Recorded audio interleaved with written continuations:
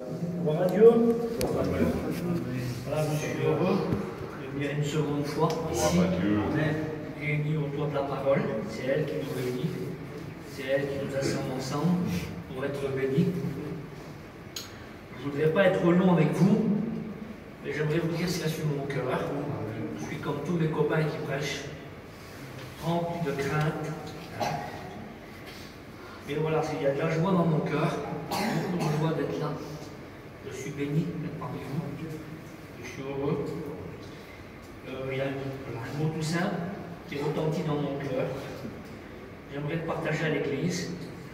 Au début, quand je commençais à prêcher la parole, excusez-moi, mais j'étais comme ça. Alors je me basais, si vous voulez, me focaliser sur la réunion. C'était une réunion de prière, alors j'étais carré. Et au centre du carré, là, je mettais un point à la prière. Et jamais je sortais du cadre. Voilà, je commençais, c'était comme ça. Et on apprend parce que nous sommes à l'école de Dieu. Amen. Et à l'école, on apprend.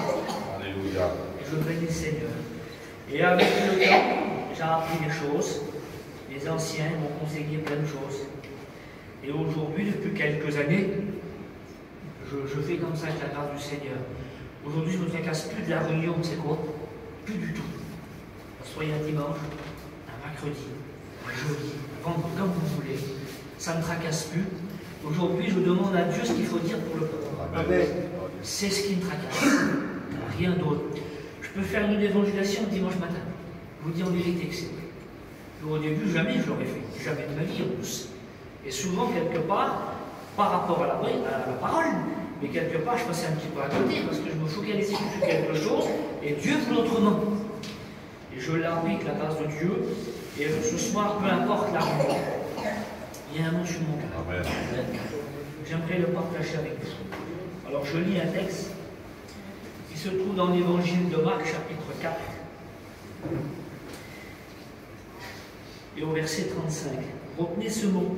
C'est l'évangile de Marc 4, le 4e chapitre. Alors pourquoi? On va le voir après. Au verset 35, c'est Jésus qui prend la parole. Comme c'est beau, comme c'est lui qui prend la parole. Écoutez ce qu'il dit. Ce même jour, sur le soir, Jésus leur dit, gloire à Dieu, passons de l'autre bord. C'est tout simple, il y a deux lignes. Ce même jour, c'est maintenant que c'est beau. On remet toujours un lendemain, non? Mais Jésus a grandi à ses disciples ce jour-là, ce même jour, maintenant, sur le soir, au plus tard, ça va être le soir, que c'est beau, c'est passons de l'autre bord. Le texte dit que Jésus leur dit. Ça laisse entendre que Jésus, ce jour-là, il prend la parole. Et pour que Jésus prenne la parole dans nos vies, on a besoin de faire silence. Excusez-moi des mots, mais on a besoin de se taire parfois. On a besoin de trouver du calme. On a besoin de s'asseoir. Vous avez vu que, comme on est quelqu'un et puis que la personne, elle parle beaucoup en face de nous, elle ne parle pas. Donc si moi je parle beaucoup d'un frère, lui il ne parle pas. Tellement que je parle.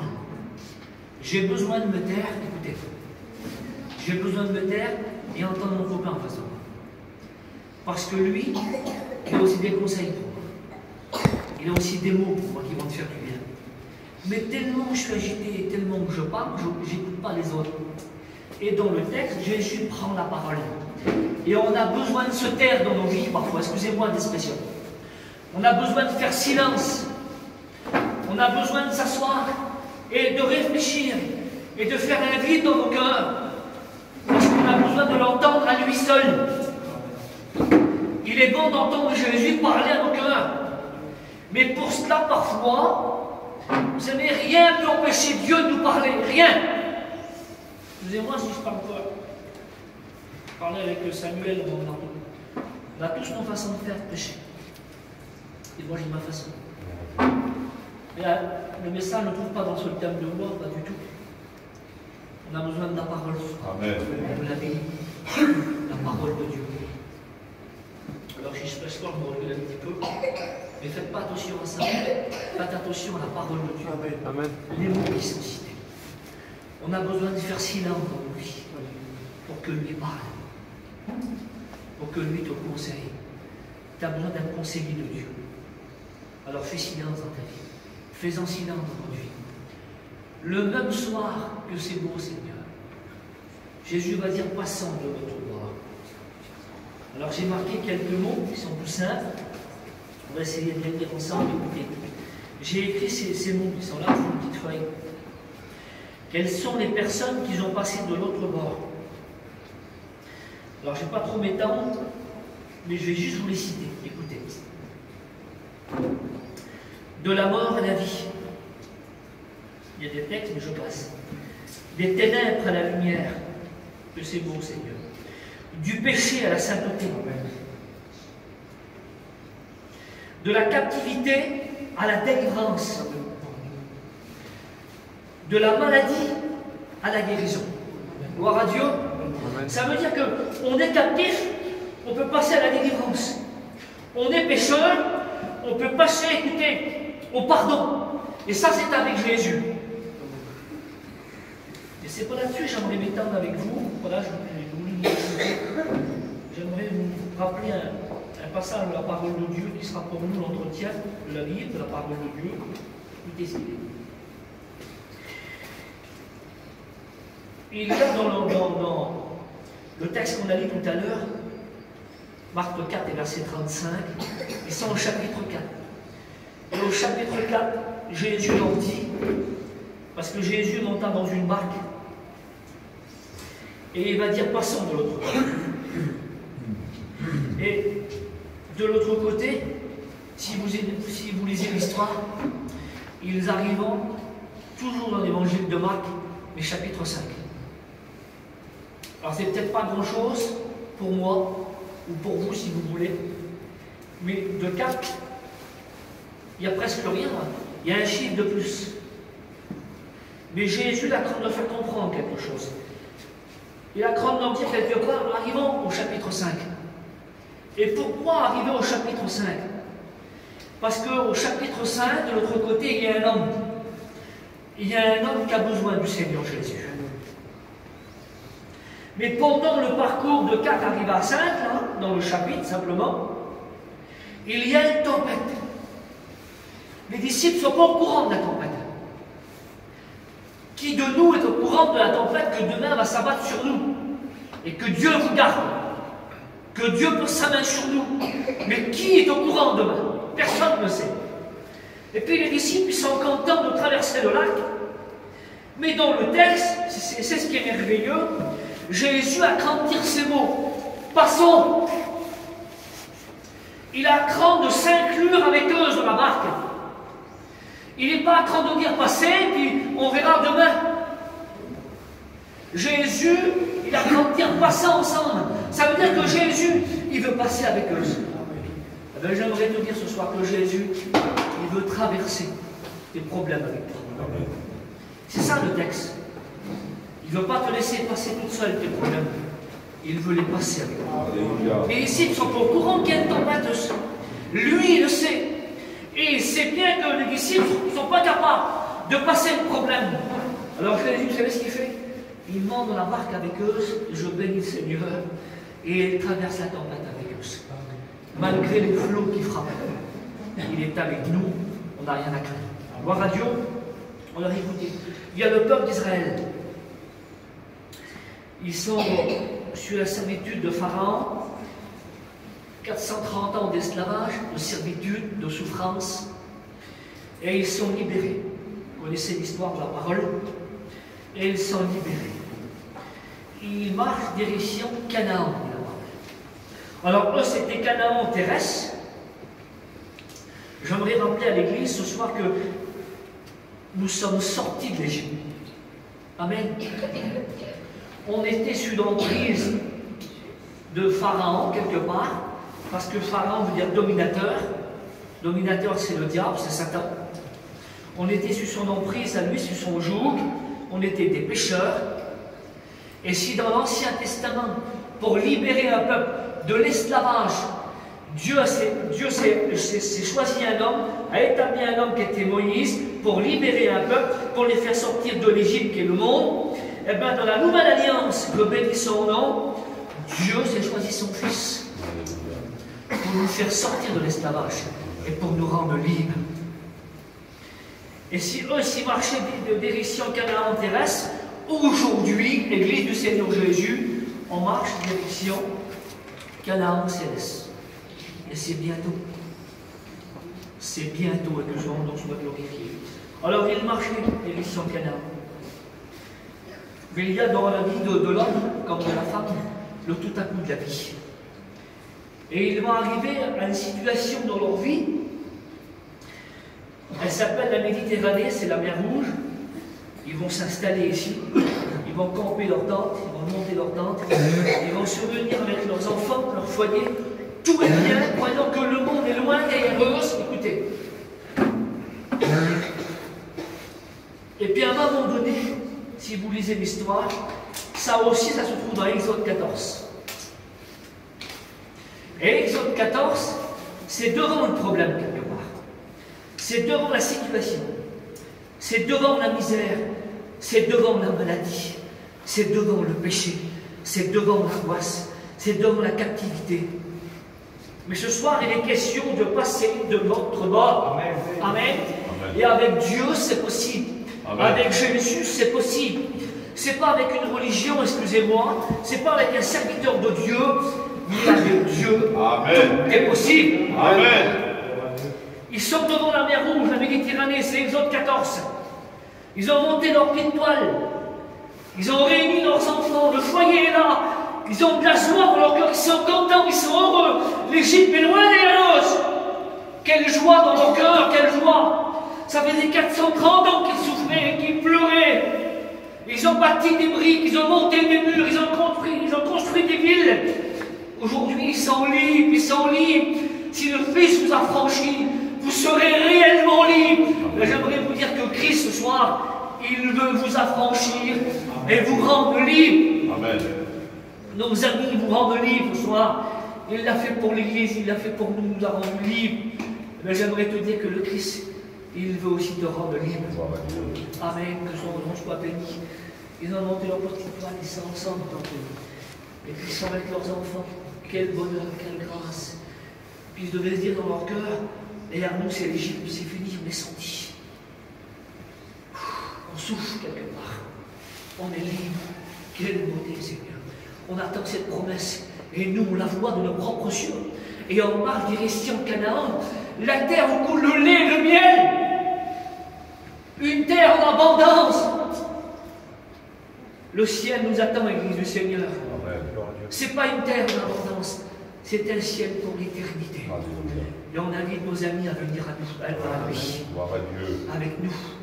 Passer de l'autre côté. Du péché. Parce que tu es pécheur. Tu es privé de la gloire de Dieu. Mais du péché à la sainteté. Amen. Parce que Dieu pardonne. Et puis il y a la mer, pour eux, ce n'est pas un problème. Et puis à un moment donné, ils vont se tourner, ils vont voir tout un troupeau de chars arriver. 600 chars d'élite. Une armée très puissante à l'époque. Les soldats de Pharaon. Le monde nous rattrape très vite. Le monde nous rattrape très vite. Faisons attention. Et puis à un moment donné, une crainte s'emparer de leur cœur. Ils vont aller voir l'homme de Dieu, ils vont aller voir Moïse.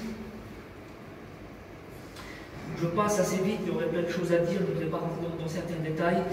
Je voudrais vous dire ce qu'il y a sur mon cœur. Même si je ne récite pas tout le texte complet, mais quelque part, ils vont se parler mal contre Moïse. Ils préféraient retourner en Égypte que de mourir ici. Et puis à un moment donné, écoutez, l'homme de Dieu a confiance en Dieu. Amen. Il intercède pour le peuple, parce que Moïse aimait le peuple. Et Dieu va transmettre à Moïse un message. Et ça s'appelle, dans l'Ancienne Alliance, les oracles de la parole de Dieu. Et puis j'ai regardé le mot oracle, ça m'a tracassé. Le mot oracle, ça veut dire fardeau. Alors qu'est-ce que ça veut dire? C'est bizarre, hein? Ça voudrait dire que Dieu aurait mis un fardeau sur le cœur de Moïse. Ben non, c'est pas ça. Moïse reçoit les oracles de la parole de Dieu, les oracles de Dieu dans son cœur. Moïse a la solution dans ses mains pour le peuple. Et puis si Moïse ne transmet pas les oracles de Dieu, le message que le peuple sera béni, sera libéré quelque part, s'il le garde pour lui, à ce moment-là, les oracles qu'il reçoit lui, c'est là que ça devient fardeau. Alors Moïse se libère de ce message, il va le transmettre au peuple, parce qu'il reçoit les oracles de la parole de Dieu. C'est quoi que Moïse va recevoir ce jour-là? Parce que le peuple, ce jour-là, ils sont dans la crainte. Ils ont vu en Égypte les 10 plaies d'Égypte s'abattre. Ils ont vu la main de Dieu extraordinaire agir. Ils ont vu des choses devant eux, réellement qu'aujourd'hui on aurait peut-être du mal à comprendre quelque part. Et ils sont libérés d'Égypte, ils sont face à une mer, la Méditerranée. Pour eux, c'est une impasse. Et puis à un moment donné, écoutez, il était question de passer de l'autre bord. Et puis Moïse, voilà ce qu'il va recevoir dans son cœur. Et j'aimerais vous le transmettre. Il reçoit 4 paroles. Et écoutez les 4 paroles que Moïse va recevoir dans son cœur. La première parole que Moïse va recevoir, et elle te concerne ce soir. Ne craignez rien. Le peuple était dans la crainte ce jour-là, dans la peur. N'ayez point de crainte.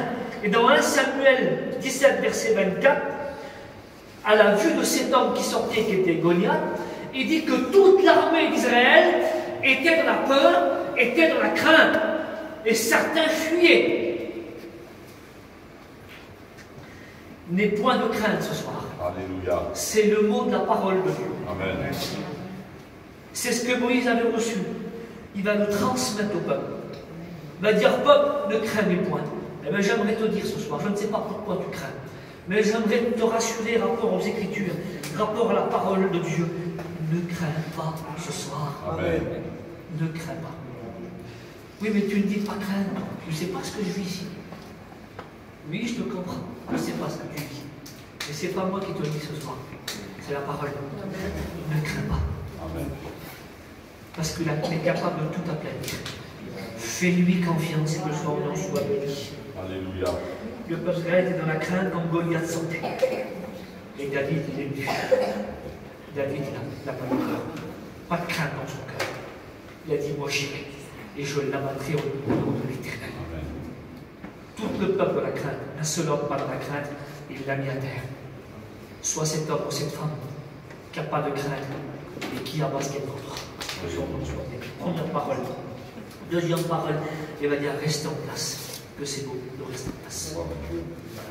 Reste à ta place. Alléluia. C'est ce que Dieu te demande. C'est ce que Dieu te demande. Et puis Jésus va dire ça dans le jardin d'Gethsémane. L'évangile de Matthieu. Il va dire c'est beau. Il s'adresse aux disciples. Il va dire vous n'avez pas pu veiller 1 heure avec moi. C'était leur place de veiller 1 heure avec Jésus dans le jardin d'Gethsémane.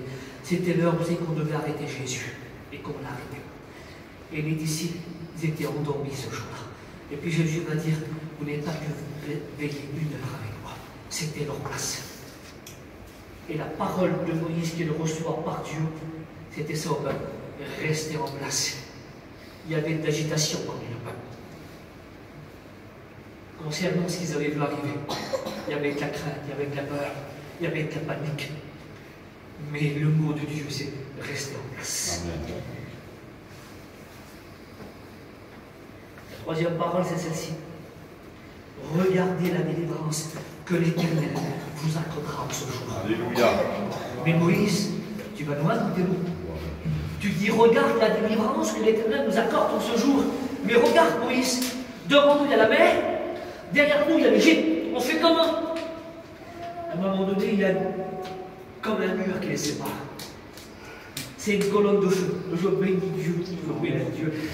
On a besoin de lui faire confiance ce soir. Amen.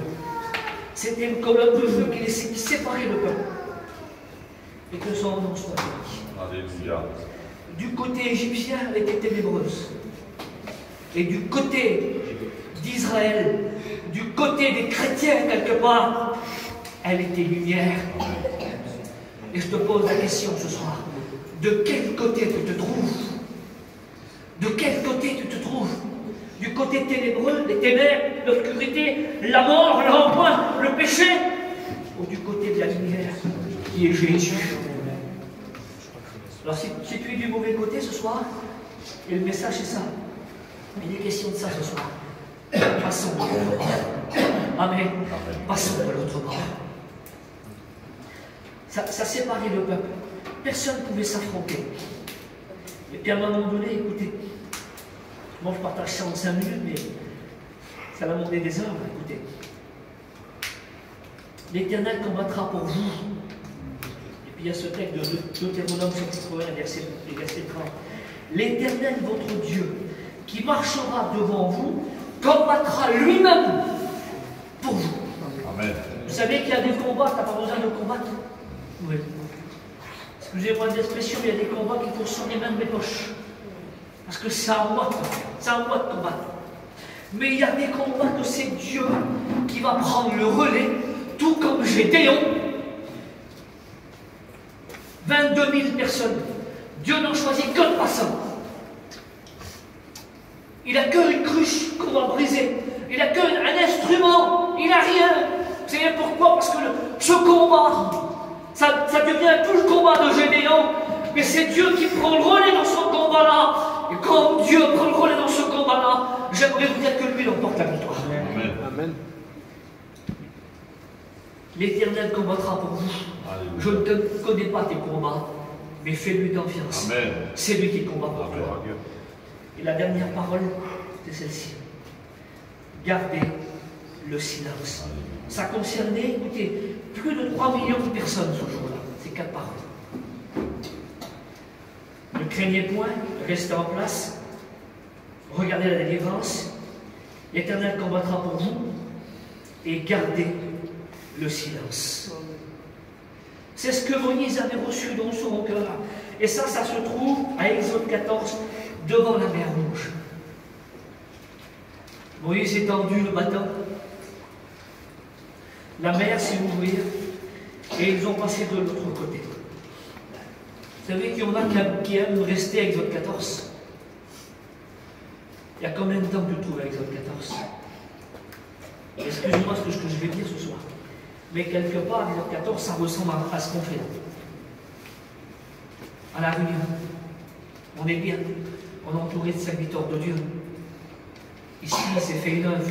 Et que Dieu soit béni pour l'œuvre de Dieu. Amen. Il y a des chrétiens. Mon petit malade, j'appelle le pasteur tout de suite, ils m'ont prié pour lui. On est bien ici. On voit la gloire de Dieu. On voit le ciel s'ouvrir. On est béni. Il se passe des bonnes choses dans ce lieu. Mais Dieu t'appelle à passer à Exode 15. Alléluia. Tu n'en as pas marre de rester à Exode 14? Tu vois certaines choses parce qu'ils ont vu la mer s'ouvrir à Exode 14. Tout comme Marc 4. Il a fallu passer à Marc 5. Parce qu'il y avait un homme qui avait besoin. Mais tout comme Exode 14, ils sont devant la situation, devant le problème, devant la misère. Mais on a la réunion, on est bien. Parce que certains ne voudraient pas que ça coûte trop. De reprendre certaines distances.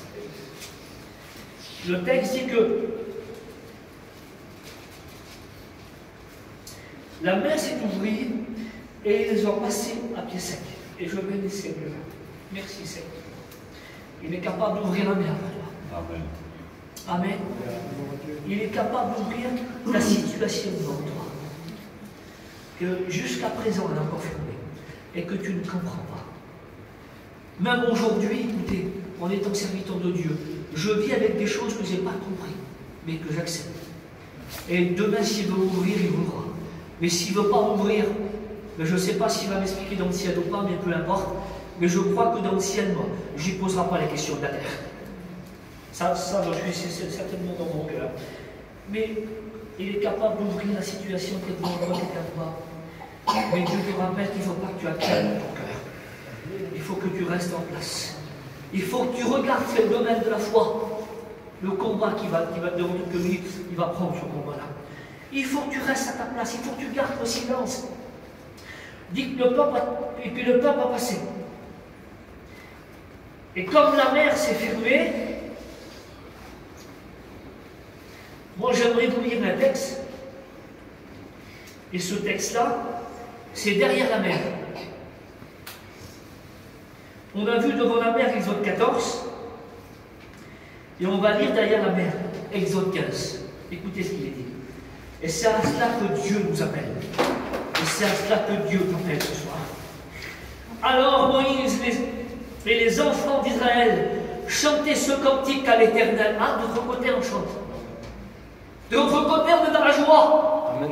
Celui qui est dans la joie, qu'il chante des cantiques de la parole de Dieu. Arrête de rester à Exode 14. Toujours le problème devant tes yeux, que Dieu t'appelle à franchir ce problème. Arrête de voir ta misère, arrête de voir ton péché. Dieu t'appelle à t'épanouir en lui. Veux-tu arriver à Exode 15 ce soir? Écoutez ce qu'il est dit. Je chanterai à l'Éternel.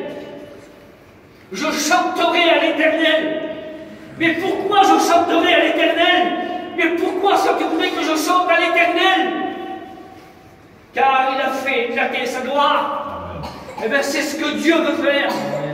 Il veut faire éclater sa gloire au milieu de ton foyer, au milieu de toi.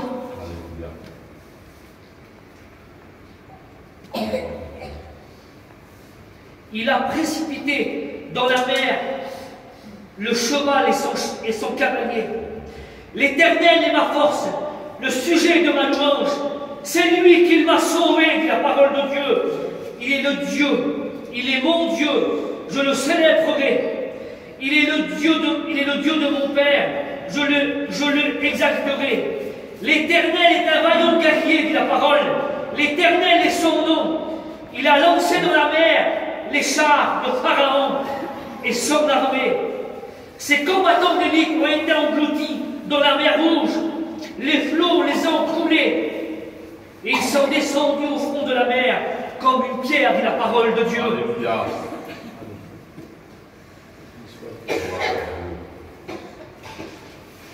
On a besoin de ça ce soir. Nos amis qui ne connaissent pas Dieu ont besoin. Serviteurs de Dieu ont besoin. L'Église a besoin de passer de l'autre côté. D'arriver à ce stade où c'est que Dieu nous appelle, en étant chrétien et chrétienne. Et celui ou celle qui ne connaît pas Dieu encore, d'arriver de l'autre côté. Parce que de l'autre côté, je bénis le Seigneur. Il dit que de l'autre côté, il fait éclater sa gloire. Tu as besoin de voir la gloire de Dieu dans ta vie. On ferme nos yeux, j'aimerais pas aller plus loin. J'aimerais qu'on se place. Le temps d'une prière.